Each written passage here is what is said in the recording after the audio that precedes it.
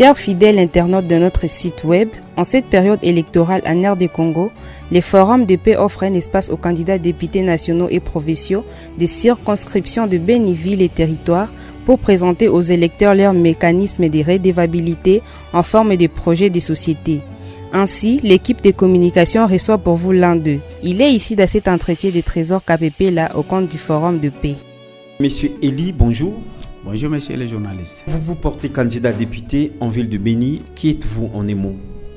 Moi c'est Kassere Kambafmoja Eli Mbafmoja, comme on a l'habitude de le dire ici, de m'appeler ici. Et je suis aussi candidat député provincial en ville de Béni. Je suis enseignant de carrière, assistant à l'université officielle de Semoulik dans la ville de Béni. Également, je suis représentant, bien sûr, délégué des agriculteurs de Mayangosé. Comme je suis délégué des agriculteurs de Mayangosé, je suis pris dans les formels comme représentant de presque tous les agriculteurs de Béni. C'est pourquoi nous passons par-ci, par-là, en train de résoudre les problèmes liés à la terre et autres, surtout nos chasses ou visés par certains services de l'État qui gèrent l'affaire foncière. Nous jouons aussi le rôle de représentants de la population lorsqu'on arrête quelques sans infraction, donc innocemment, nous essayons d'aller plaider auprès des magistrats et aussi les procureurs et aussi les autorités. Je suis également politicien et je gère les partis politiques de l'AVRP dans la ville de Béni. Vous êtes candidat député dans la ville de Béni, une ville confrontée à plusieurs défis, notamment le banditisme, les conflits de terres autour de la limite du parc de Virunga, tel que vous l'avez dit, des chômages des jeunes et beaucoup d'autres. Quel est votre plan d'action pour pousser les décideurs à trouver solution à tous ces défis et comment comptez-vous faire quand vous serez élu? Vous savez que se faire élire dans une ville confrontée à plusieurs difficultés, comme celle-là n'est pas aussi facile. Nous sommes en train de pousser pour se faire élire et de tout ce que nous faisons pour cette communauté. Le compteur est en train de monter tout haut pour que nous soyons élus. Ces difficultés-là, nous allons essayer de pousser le gouvernement congolais. Premièrement, l'affaire sécuritaire, c'est la priorité des priorités. Essayez de voir comment élaborer certains édits qui vont essayer tant soit peu à contribuer au problème de la sécurité. Par exemple, dans notre province du Nord Kivu, il y a des conflits intercommunautaires. Et la plupart des conflits sont intercommunautaires ou des conflits fonciers. Comme nous gérons d'abord la question de Mayango, c'est un conflit foncier qui se répercute presque partout dans notre province. Il y a problème des limites. L'interprétation des textes légaux sur les limites du parc national de Virunga crée des problèmes. Limites à Mayangosé, à Kasindi, à Rutshuru et partout ailleurs. Vous verrez que l'interprétation des textes sur ces différentes limites-là nous crée toujours des problèmes. Moi, j'ai déjà eu la cantassée avant que je sois député. Parce que j'ai délégué plusieurs années, aujourd'hui presque plus de 15 ans, je suis dans ces dossiers. Et j'avais même élaboré aussi donc, un mémoire à cause de ces problèmes. J'ai déjà des écrits là-dessus, je connais les dossiers et je viens d'élaborer même un édit. Alors je suis en train de dire à la population de m'envoyer à Goma pour essayer d'aller présenter avec cette casquette d'un député provincial. Il y a un problème de l'identification des communautés. Dans cette identification des communautés locales, vous verrez, il y a problème aussi des chefs coutumiers. Il faut être vrai. À chaque fois, dans une communauté, vous verrez qu'on monte un chef coutumier en disant que c'est celui-là le vrai et crée aussi des problèmes à la communauté. Donc, chaque pouvoir dans notre pays crée son chef coutumier. Alors, nous irons pousser le gouvernement à reconnaître les vrais chefs coutumiers des communautés et vrais décideurs. Je suis en train de préconiser un édit sur l'identification de ces différentes communautés. Je suis en train d'envisager, et quand même j'ai des écrits sur moi ici, que demain ou après-demain je serai élu et je ferai une pression pour la communauté. Qui était le chef et qui est le chef? Quelle est la famille régnante? Pour que ça puisse nous aider à diminuer l'insécurité dans notre région. Deuxièmement, par exemple, dans notre région de Béniville, c'était une ville qui était connue comme une ville agricole, une ville grenière. Nous qui sommes grandis à Béni, nés à Béni, grandis à Béni, nous savons que vous devriez quand même avoir quelque chose, bien manger, bien s'habiller, à partir seulement du chat. Papa commençait à vendre ses cafés, produits d'Assocha, Et maintenant, il va directement résoudre les besoins de sa famille à travers cela. Mais aujourd'hui, un agriculteur n'a plus cette valeur-là. La fois passée, un agriculteur était un monsieur connu, un monsieur très respecté dans la communauté de Béni. Mais aujourd'hui, ce sont eux qui sont minimisés presque partout. Parce que la plupart des services ont toujours tendance à victimiser les agriculteurs et à se faire de l'argent à partir de ces agriculteurs-là. Et ça fait défaut dans notre ville.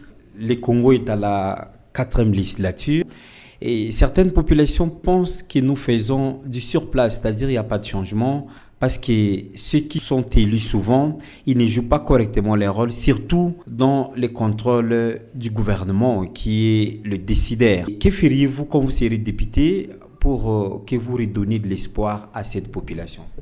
Vous savez que cette question va de pair avec la deuxième que nous venons de répondre. Parce qu'à partir de ces différentes difficultés, la population pense que les choses restent toujours intactes, sans changement. Personnellement, moi je vais pousser le gouvernement et je vais représenter cette ville autrement. Pas comme les autres qui étaient presque là, à la province surtout, parce que la province peut résoudre plusieurs défis que nous constatons. Par exemple, les problèmes fonciers qui nous créent des problèmes. Moi, j'irai quand même relayer réellement ce qui est de la base, parce que nous vivons ces conflits, nous vivons ces problèmes dans la communauté et nous sommes mieux placés pour aller faire pression au niveau du gouvernement, aller donner des informations claires, aller relater ce qui se passe réellement. Ça, beaucoup réfléchir autour de l'argent. Ça, beaucoup réfléchir autour de la corruption. Parce que la corruption aussi gangrène l'avancement de notre milieu. Alors, nous pensons que nous irons dire aux décideurs provinciaux que la ville de Béni a sa complexité. La ville de Béni est sa cible. La ville de Béni doit prendre un autre chemin pour se développer. Alors, nous pensons que nous allons dire à partir de ces actes et aussi à partir de ce que nous avons déjà fait, je pense que cette population verra qu'il y a déjà un avancement. Nous serons capables d'aller au-delà. Une compétition électorale a des hypothèses, bien sûr, notamment la réussite et l'échec. Que ferez-vous si jamais la CENI ne vous proclamez vainqueur? Est-ce que vous allez saisir la justice ou carrément vous allez descendre dans la rue? Non, ma circonscription est peu contrôlable. Parce que vous vous réveillez le matin, vous aurez déjà les deux élus de la ville de Béni. Que le meilleur gagne. Et je resterai dans ces principes-là.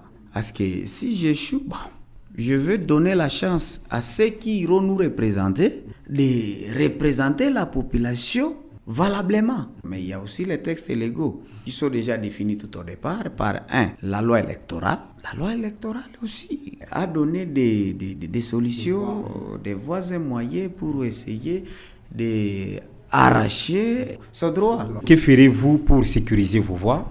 Je vais bien sécuriser mes voix. Mes voix sont déjà sécurisées par les textes légaux. D'abord, la loi électorale sécurise bien les voix. Deuxièmement, les principes de la CENI sécurisent aussi les voix. Troisièmement, je veux à partir de la loi là, parce que la loi reconnaît que chaque candidat doit avoir son témoin dans les bureaux de vote. Mais à partir de mon témoin, maintenant, c'est à moi de former mieux mes témoins et aussi de me rassurer que tous les bureaux de vote ont déjà reçu mes témoins.